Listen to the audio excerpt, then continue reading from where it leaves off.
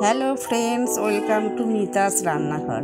আজকে আমি বানাচ্ছি সুস্বাদু সর্ষে পাবদা। চলুন শুরু করা যাক। এখানে আমি পাবদা মাছ নিয়ে নিয়েছি।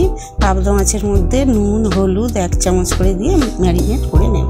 এখানে আমি একটি কড়াই নিয়ে নিয়েছি। কড়াইয়ের মধ্যে 2 চামচ তেল দেব। তেলের মধ্যে সামান্য লবণ দিয়ে তারপর ভালোভাবে গরম হলে মাছগুলো দিয়ে দেব। লবণ দিলে মাছগুলো তাড়াতাড়ি কড়া থেকে উঠে। আর নিয়েছি 2 চামচ সর্ষে ও 2টো কাঁচা লঙ্কা, একটু লবণ দিয়ে আমি শিলনোড়াতে ভালো করে ওটা পেস্ট করে নেব। চালুনির সাহায্যে আমি ওটা ছেঁকে নেব। ওই কড়াইয়ের মধ্যে 2 চামচ তেল দেব। তেলের মধ্যে কাঁচা লঙ্কা, কালো জিরে, হলুদ, লবণ, কাশ্মীরি গুঁড়ো লঙ্কা দিয়ে তার মধ্যে জল দিয়ে দেব। বেশ ঝোলটা ফুটে উঠেছে। ওর মধ্যে আমি একটা একটা করে পাবদা মাছ দিয়ে দেব।